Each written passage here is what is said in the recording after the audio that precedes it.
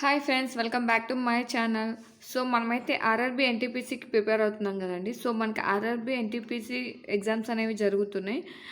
But ఈలోపే మనకి SSC CGL 2025 notification అనేది రిలీజ్ అయిందండి. సో ఎవరైతే ఎన్టీపీసీకి రాస్తారో వాళ్ళు అనేది ఎస్ఎస్సి సిజిఎల్ కూడా రాసుకోవచ్చు. ఎందుకంటే మ్యాక్సిమం సేమ్ సిలబసే ఉంటుంది. సో అందుకనేసి ఇప్పుడు ఎస్ఎస్సి సిజిఎల్ నోటిఫికేషన్లో ఎన్ని పోస్టులు ఉన్నాయి, ఎడ్యుకేషన్ క్వాలిఫికేషన్ ఏంటి, సో ఇలాంటి అప్లికేషన్ డేట్ ఎప్పుడు, సో ఇలాంటి ఇంపార్టెంట్ మ్యాటర్ ఏంటో చూద్దాం.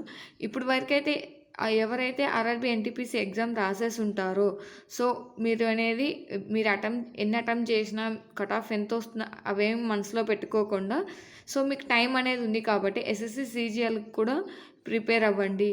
సో ఓకేనా. ఈ వీడియోలో అయితే కొంచెం బేసిక్ ఇన్ఫర్మేషన్ చెప్తానండి. నెక్స్ట్ వీడియోలో మనం ఇంకొంచెం ఇన్ఫర్మేషన్ అనేది తెలుసుకుందాం.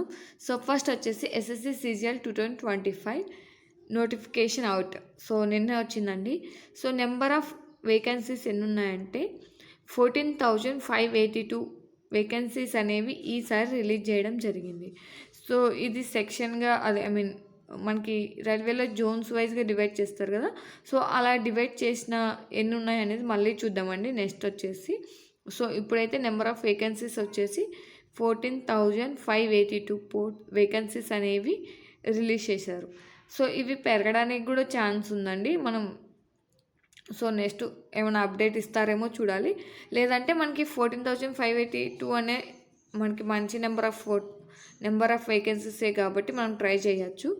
సో నెక్స్ట్ వచ్చేసి ఎడ్యుకేషన్ క్వాలిఫికేషన్ ఎనీ డిగ్రీ, అంటే బీటెక్ చేసిన వాళ్ళు ఉంటారు కదండి. సో బీటెక్ కానీ నెక్స్ట్ వచ్చేసి బీకామ్, బీఎస్సీ, సో ఇలాంటి డిగ్రీస్ చేసి ఉంటారు కదా. ఎనీ డిగ్రీ అండి, మ్యాక్సిమం ఎనీ డిగ్రీ ఉంటుంది. సో ఏదన్నా స్పెషల్గా స్పెషల్ పోస్ట్కి అయితే దానికోసం ఎడ్యుకేషన్ క్వాలిఫికేషన్ అనేది సపరేట్గా అడగచ్చు. బట్ మ్యాక్సిమం అయితే ఎనీ డిగ్రీతోనే మనకి అప్లికేషన్ అనేది జరుగుతుంది. సో ఏజ్ లిమిట్ వచ్చేసి 18 to 32 ఇయర్స్ అండి. సో మినిమం ఏజ్ 18 ఉండాలి, మ్యాక్సిమం 32 ఇయర్స్ వరకు. ఇది పోస్ట్ని బట్టి, మీరు అప్లై చేసే పోస్ట్ని బట్టి ఉంటుందండి. కానీ మ్యాక్సిమం అయితే 32 ఇయర్స్ వరకే. బట్ మనకేంటంటే age relaxation available according to your category.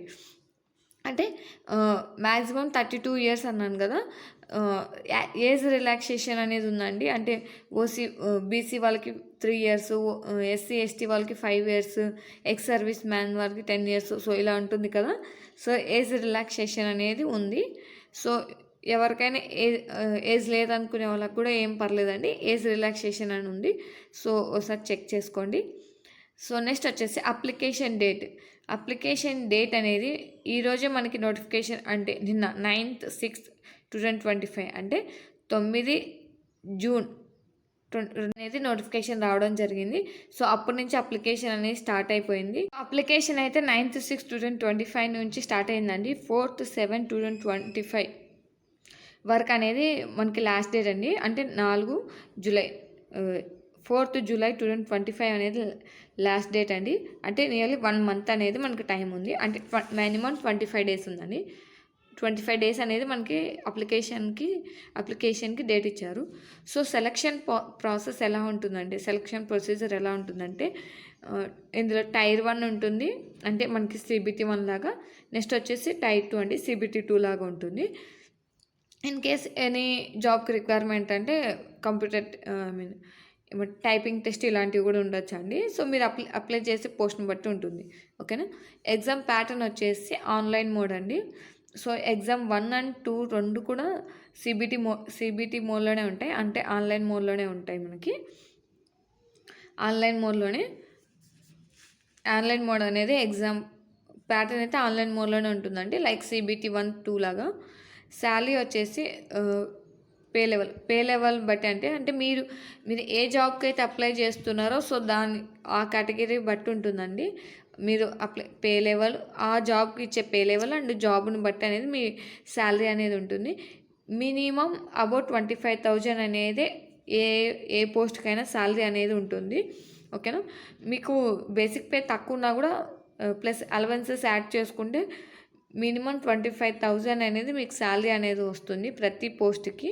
Central government jobs కదండి, శాలరీ అనేది బాగానే ఉంటుంది. నాకు తెలిసినంత వరకు 25,000 ఉంటుంది. ఎగ్జామ్ డేట్స్ వచ్చేసి 13th ఆగస్ట్. ఎగ్జామ్ డేట్స్ కూడా ఇచ్చేసారండి. 13th ఆగస్ట్ 2025 టు 30 ఆగస్ట్ 2025 వరకు మనకు అనేది ఎగ్జామ్స్ అనేవి జరుగుతాయి. సో ఎగ్జామ్ డేట్ కూడా మనకు ముందే మెన్షన్ చేశారు. మ్యాక్సిమం ఈ డేట్స్లోనే ఎగ్జామ్ అనేది జరుగుతుంది.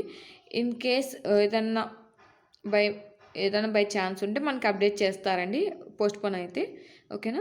సో ఇదేనండి ఓవరాల్గా ఇంపార్టెంట్ టాపిక్స్. మీరు అప్లై చేయడానికి వరకు అయితే ఇన్ఫర్మేషన్ అనేది నేను ప్రొవైడ్ చేస్తున్నాను.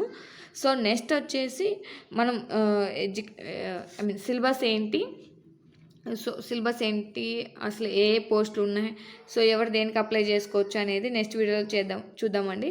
ఎనీ డిగ్రీ అప్లై చేసుకోవచ్చు అండి. ఎనీ డిగ్రీతో మీకు పోస్టులు అనేవి ఉంటాయి, వేకెన్సీస్ ఏమైనా ఉన్నాయి.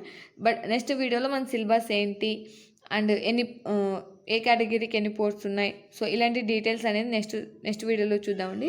సో ఈ వీడియో మీకు నచ్చినట్లయితే లైక్ చేయండి, మీ ఫ్రెండ్స్ ఎవరైనా ఉంటే వాళ్ళతో షేర్ చేయండి. మీకు ఇంకేమైనా డౌట్స్ ఉంటే నాకు కామెంట్ చేయండి, నేను మీకు రిప్లై ఇవ్వడానికి ట్రై చేస్తాను. ఓకేనా?